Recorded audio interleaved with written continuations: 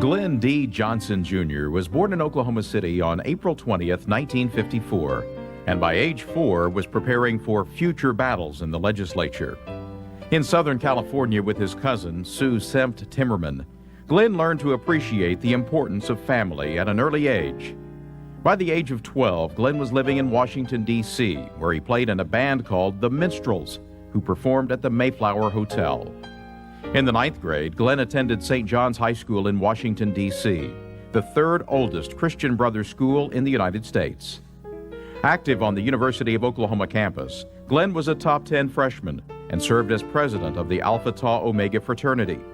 Introduced United States Senator Henry Bellman and President George H.W. Bush, then CIA director, to a crowd in Meacham Auditorium, and in 1975 was named OU Sooner Standout. In 1979, Glen graduated from the University of Oklahoma College of Law with classmates Tim Wilson, Larry Nafee, and Ted Elliott. Following in his father's footsteps, it was not uncommon to find Glen bending the ears of the senior Johnson and former Speaker of the House of Representatives and native Oklahoman, Carl Albert. His mother, Imogene Johnson, continues to provide a constant source of encouragement. He loves the state so profoundly. I mean, he spent his entire career thinking about what's best for the state, how to advance it politically and legislatively and now academically and economically.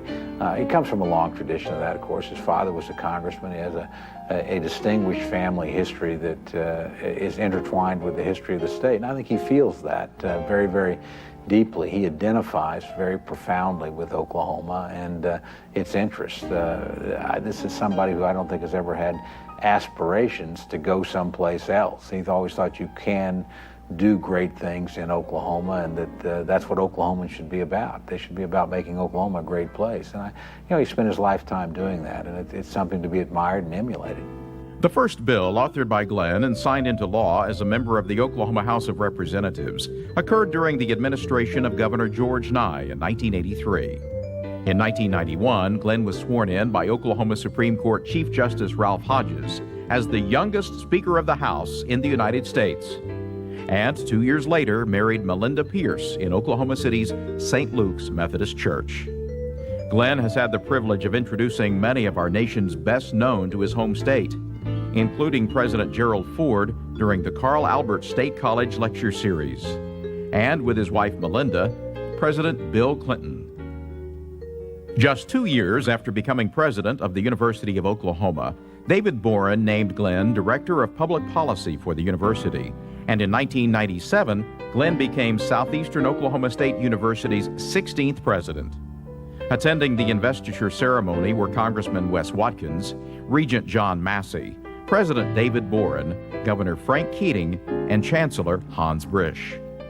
In 2002, Glen had the honor of presenting his friend and colleague, State Regent John Massey, for induction into the Oklahoma Hall of Fame. During the event, Governor Brad Henry honored the class of inductees for their achievements and contributions to Oklahoma.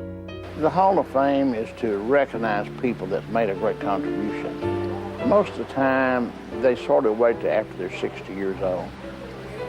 I think that when a person is given as much as Glen Johnson has, they should be recognized earlier. He's in his early 50s, because Oklahoma should expect a lot more out of him. He's got a lot to give, and he wants to be used up when the good Lord calls him home. And he wants to do that through public service. As a supporter of many Oklahoma organizations, Glen attended with Governor and Mrs. Brad Henry and recording superstar Toby Keith the National Cowboy and Western Heritage Museum's Prix de West. In 2005, Glen served as chairman of the Council of Presidents for the Oklahoma State Regents for Higher Education.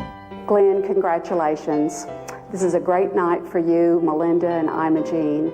I wish you the very best, but I want everyone to know this is only a beginning for you. You have a great life in front of you.